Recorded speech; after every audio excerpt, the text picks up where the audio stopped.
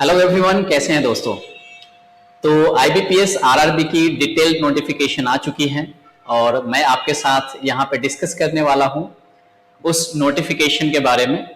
तो इस वीडियो में हम वो सारी चीजें डिस्कस करेंगे, देखेंगे इस नोटिफिकेशन के बारे में, कौन कौन से स्टूडेंट इसके लिए एलिजिबल है, क्या क्राइटेरिया है, आपकी एज लिमिट कितनी होनी चाहिए, आपकी क्वालिफिकेशन कितनी होनी चाहिए, क्या इसके लिए मार्क्स भी रिक्वायर्ड है, मींस अगर ग्रेजुएशन में अगर आपको 60% नहीं है तो क्या आप इसका फॉर्म फिल कर सकते हो कि नहीं। तो ये सारी चीजें हम इस वीडियो में डिस्कस करने वाले हैं आपके साथ।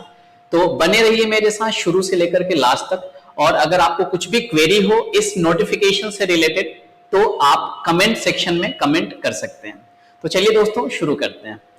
तो सबसे पहले तो अगर मैं टेंटेटिव वैकेंसीज की बात करूं तो अराउंड 9000 के करीब अभी वैकेंसीज है इसमें, ठीक है। आगे हम डिटेल में इस चीज के बारे में समझेंगे, नोटिफिकेशन के बारे में भी।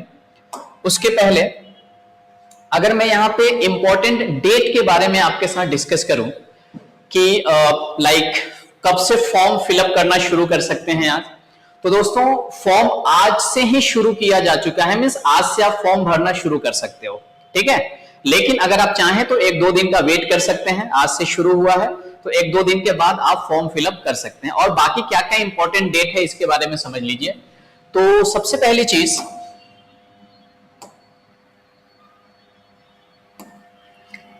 यहां पे देखो ऑनलाइन रजिस्ट्रेशन जो है, मींस आपका जो फॉर्म फिलअप आप करोगे ये कब से कब तक होगा। तो आज यानी कि 7 जून से लेकर के 27 जून, तो 7 से 27 जून तक आप फॉर्म फिलअप कर सकते हैं, ये डेट है इसके लिए। उसके बाद इसमें प्री एग्जामिनेशन ट्रेनिंग होता है, हालांकि ये कंपल्शन नहीं है कि आपको ये अटेंड करना है। ये ट्रेनिंग मींस अगर आपको कुछ भी नॉलेज नहीं है कि लाइक एग्जाम में क्या होता है, क्या क्या सब्जेक्ट होते हैं, क्या क्या क्वालिफिकेशन होती हैं, अगर आप इसके बारे में कुछ भी नहीं जानते हो तो आप ये ट्रेनिंग अटेंड कर सकते हो। इसमें आपको चीजें बताई जाएंगी कि क्या क्या पढ़ना है, कुछ शॉर्टकट टेक्निक्स वगैरह आपको सिखाए जाएंगे।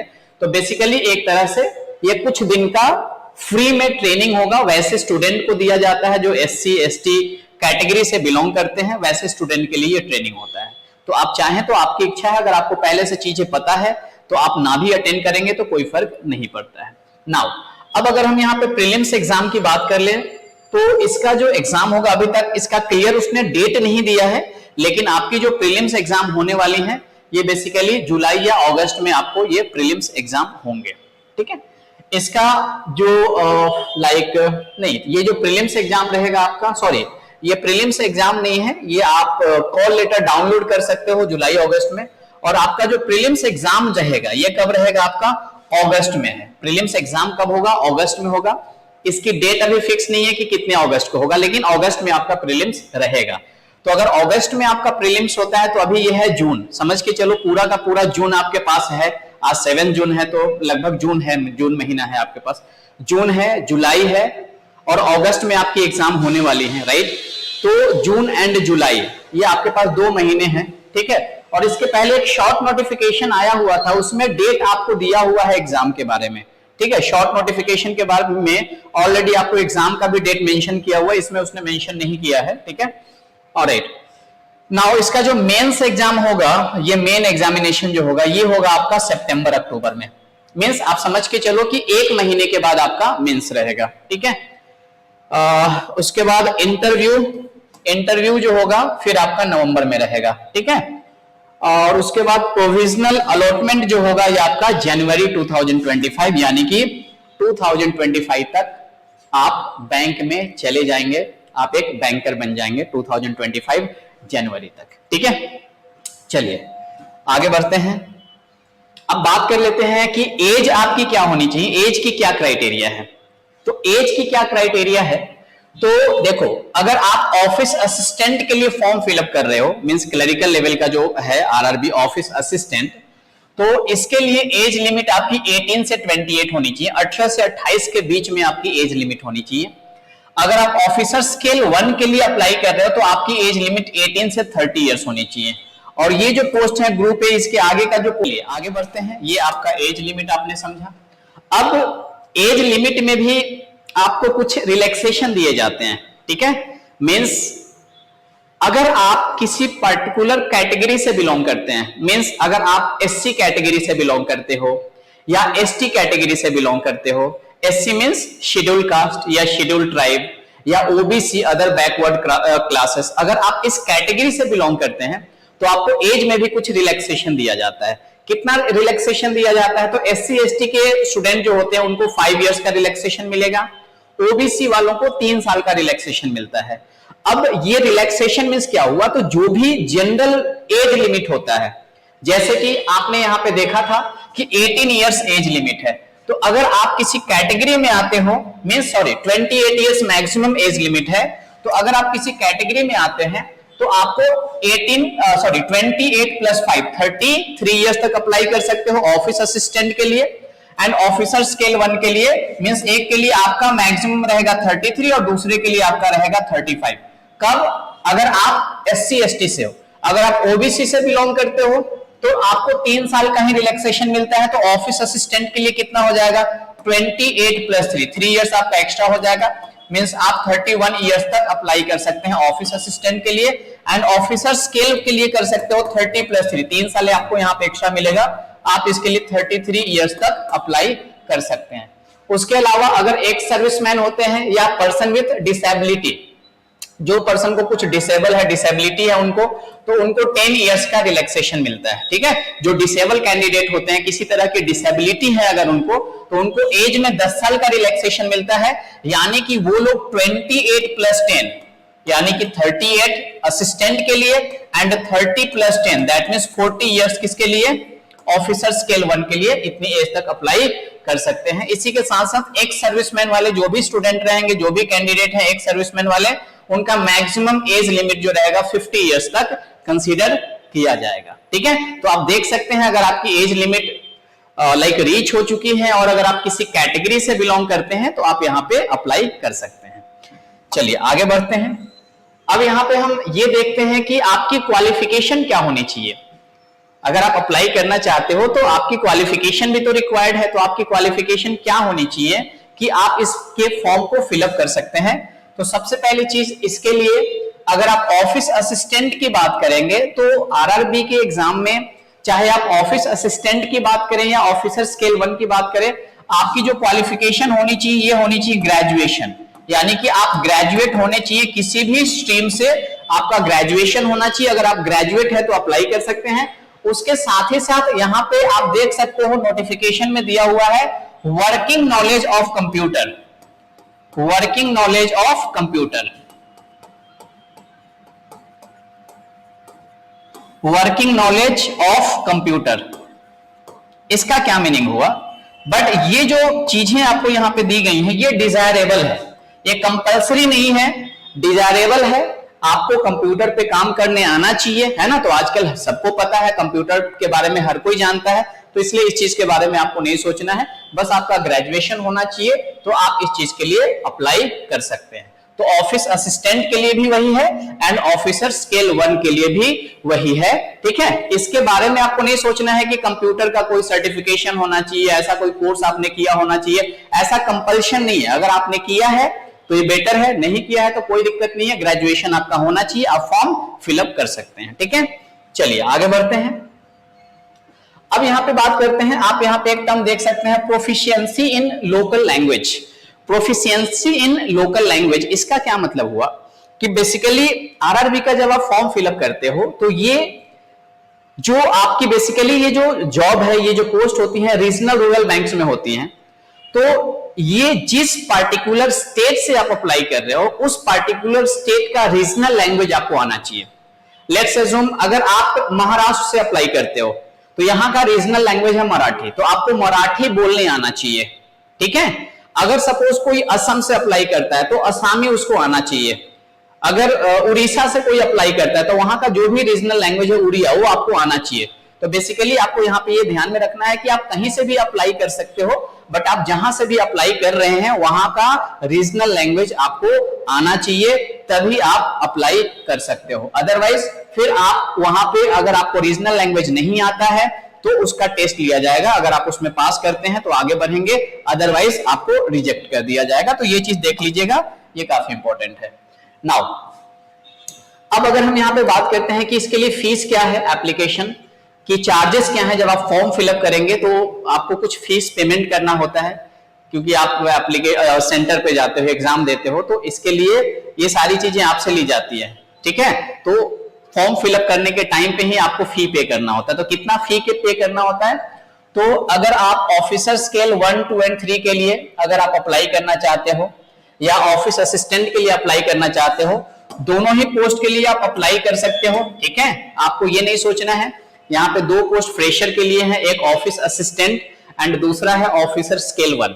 आप दोनों ही पोस्ट के लिए अप्लाई कर सकते हो, लेकिन दोनों का फॉर्म अलग अलग आपको फिल करना होगा और दोनों के लिए आपको पेमेंट करना होगा, ठीक है।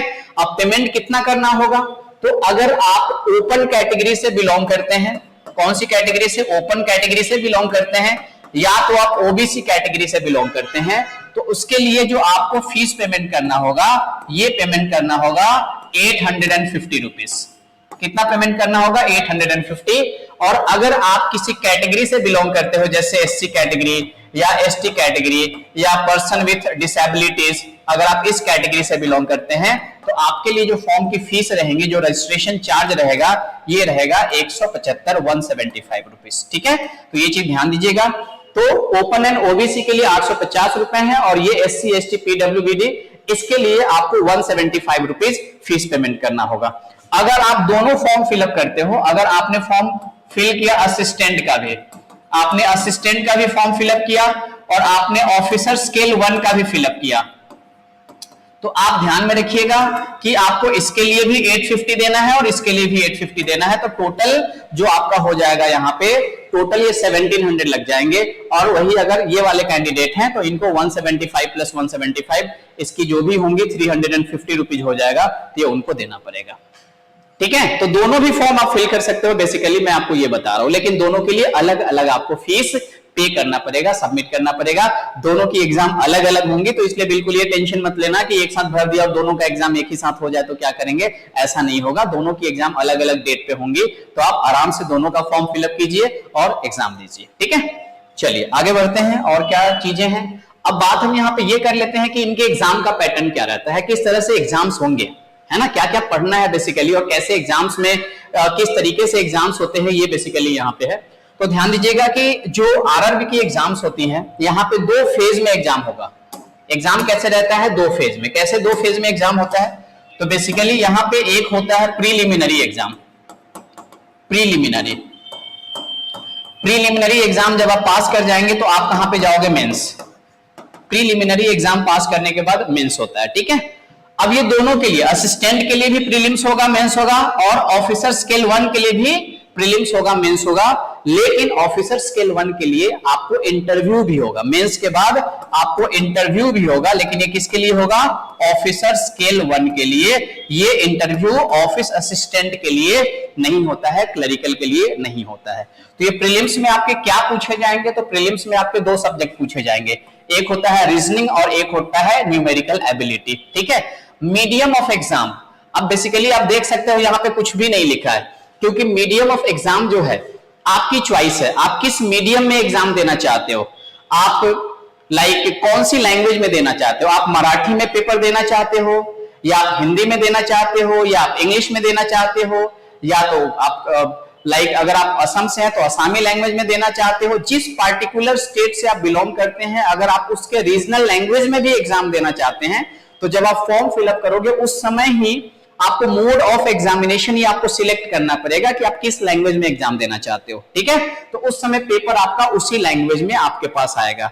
अगर आप मराठी में पेपर फॉर्म फिलअप करते टाइम पे आपने मराठी सिलेक्ट किया, तो आप जब एग्जाम देंगे तो वहां पे आपको पेपर जो रहेंगे मराठी में आपको दिखेंगे। हालांकि ऑप्शंस होते हैं, किसी भी क्वेश्चन को आप बाकी लैंग्वेज में भी व्यू करके वहां पे देख सकते हैं, उस क्वेश्चन के पास ही आपको ऑप्शन होता है, बट एक बाय डिफॉल्ट जो लैंग्वेज आएगा आपने जो सिलेक्ट किया होगा उसमें आएगा, ठीक है। चलिए अब यहाँ पे क्वेश्चन कितने पूछे जाते हैं, तो रीजनिंग से 40 क्वेश्चन होंगे और न्यूमेरिकल एबिलिटी मींस मैथ से 40 क्वेश्चन होंगे। टोटल 80 क्वेश्चन होते हैं ऑफिस असिस्टेंट में, और 80 मार्क्स के लिए होते हैं, और कंपोजिट टाइम होता है, यहाँ पे सेक्शन वाइज टाइमिंग नहीं होता है। लेकिन एक चीज और ध्यान में रखोगे कि यहाँ पे सेपरेटली आपको सेक्शन में पास होना जरूरी है, मींस आपको रीजनिंग सेक्शन में भी पास होना है, रीजनिंग सेक्शन का भी कट ऑफ आपको पार करना है, एंड न्यूमेरिकल एबिलिटी का भी कट ऑफ पार करना है, और एक फाइनली जो ओवरऑल कट ऑफ होगा टोटल 80 मार्क्स में, वो भी कट ऑफ आपको पार करना है। ये नहीं कि रीजनिंग में फेल हो गए और मैथ्स में पूरे मार्क्स ला दिए और ओवरऑल कट ऑफ बन गया आप पास हो जाएंगे, ऐसा नहीं है। आपको एवरी सेक्शन में भी पास होना है और ओवरऑल जो मार्क्स होगा उसमें भी पास होना है। आपको असिस्टेंट एंड ऑफिसर स्केल 1 दोनों का पैटर्न सेम होता है, थोड़े बहुत क्वेश्चन की डिफिकल्टी लेवल चेंज हो जाएंगी। ये असिस्टेंट है तो थोड़ा सा इजी रहेगा, और ऑफिसर स्केल 1 है तो थोड़ा सा उससे क्वेश्चन की डिफिकल्टी लेवल ज्यादा हो जाएगी। तो ये आपका प्रीलिम्स है, ठीक है। अच्छा, अब हम बात कर लेते हैं मेंस में क्या होता है। मेंस में अगर आप यहां पे देखोगे तो मेंस में क्या रहता है, प्रीलिम्स में आपने देखा 2 ही सब्जेक्ट है, मैथ्स एंड रीजनिंग। लेकिन अगर आप आरआरबी के मेंस में आते हो, चाहे असिस्टेंट की बात करें चाहे हम ऑफिसर स्केल 1 की बात करें, assistant means clerk, officer scale 1 means PO, आप ऐसे कंसीडर कर सकते हो। तो यहां पे आपके पास 5 सब्जेक्ट होते हैं, reasoning, computer, GK means general awareness, banking से रिलेटेड टर्म्स होंगे, इंग्लिश एंड हिंदी, और फिर मैथ्स।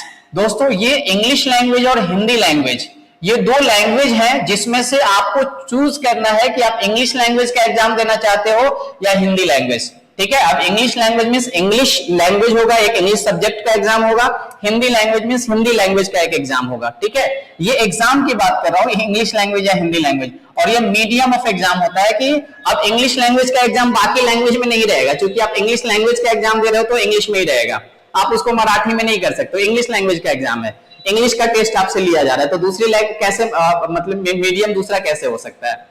और सेम आपका यहाँ पे वही है हिंदी लैंग्वेज, अगर हिंदी लैंग्वेज आप दे रहे हो तो वो हिंदी में ही रहेगा, क्योंकि वहां पे हिंदी का टेस्ट आपसे लिया जा रहा है, तो मीडियम ऑफ एग्जाम उसका हिंदी ही रहने वाला है, वो कोई दूसरा लैंग्वेज नहीं होगा, ठीक है। लेकिन इसको छोड़ करके बाकी जितने भी सब्जेक्ट है यहाँ पे, reasoning, computer, general awareness, numerical ability, ये आप जिसमें सिलेक्ट करेंगे उसमें रहेगा, और ये जो दोनों है ये ऑप्शनल है, इन दोनों में से कोई एक ही आपको लेना पड़ेगा, ठीक है।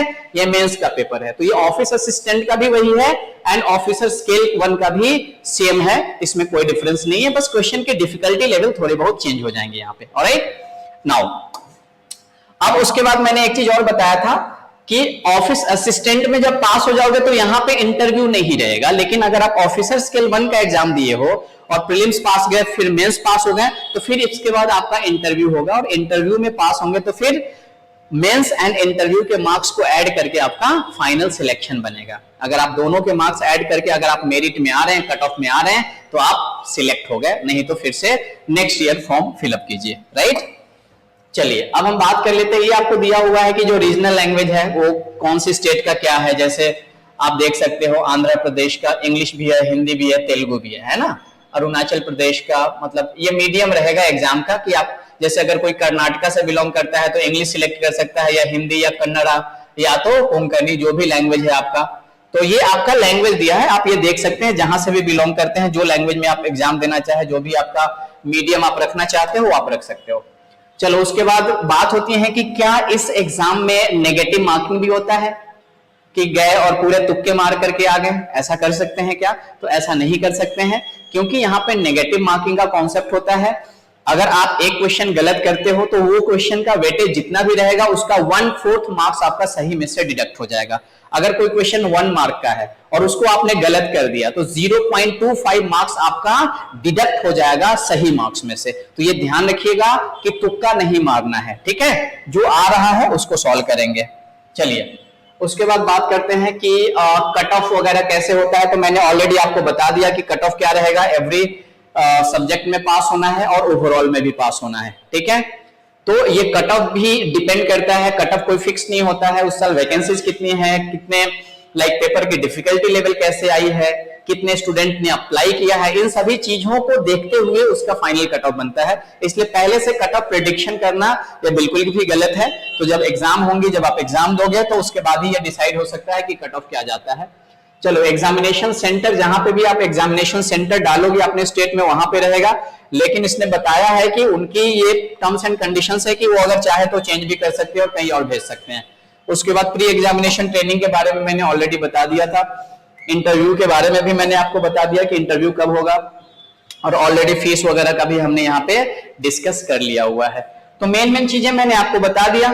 दोस्तों हमारा टेलीग्राम चैनल है, अगर आप डिटेल या नोटिफिकेशन आपको चाहिए तो हमारा टेलीग्राम चैनल है, आप टेलीग्राम चैनल हमारा ज्वाइन कर सकते हैं, जहां पे रेगुलर बेसिस पे जो भी एग्जाम से रिलेटेड अपडेट्स होते हैं या क्वेश्चंस होते हैं या क्विजेस होते हैं, हम वहां पे डेली, अब जैसे ये आरआरबी की एग्जाम हो रही है तो डेली बेसिस पे हम वहां पे क्वेश्चन भी अपडेट करते हैं, आपको सॉल्व करने के लिए देते हैं।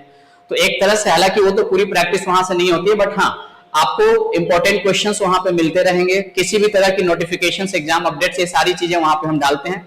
तो टेलीग्राम चैनल आप सर्च कीजिएगा, पूरा नेम डालिएगा target point institute, target point institute, ये हमारा टेलीग्राम चैनल है। आप इस टेलीग्राम चैनल को ज्वाइन कर सकते हैं, इसका लिंक मैं आपको डिस्क्रिप्शन में भी दे दूंगा, वहां से आप चाहें तो इसको ज्वाइन कर सकते हैं। और इसका एक डिस्कशन ग्रुप भी बना हुआ है, आप डिस्कशन ग्रुप इसका जरूर ज्वाइन कीजिएगा, ताकि अगर आपको भी कोई डाउट हो, कोई क्वेश्चन हो, कोई क्वेरी हो, तो डिस्कशन ग्रुप में आप पोस्ट कर सकते हैं। वहां पे बहुत सारे स्टूडेंट्स आपसे कनेक्टेड होते हैं, ठीक है, जो कि आपको किसी भी तरह की कोई क्वेरी हो तो वहां पे आपको हेल्प कर सकते हैं। तो ये हमारा टेलीग्राम का चैनल है। आप इंस्टाग्राम पे हमें फॉलो कर सकते हैं, फेसबुक पे आप हमें लाइक कर सकते हैं। तो ये थी कुछ डिटेल इंफॉर्मेशन, और इसके अलावा भी अगर आपको कुछ क्वेरी हो, कुछ डाउट हो, तो कमेंट सेक्शन में कमेंट कीजिए, इससे रिलेटेड हम वहां पे आपके जो भी क्वेरी है उसकी रिप्लाई करने की कोशिश करेंगे, ठीक है। तो चलिए दोस्तों, इसके साथ आज का इतना ही रहने देते हैं इस वीडियो में, ठीक है। तब तक बाय बाय।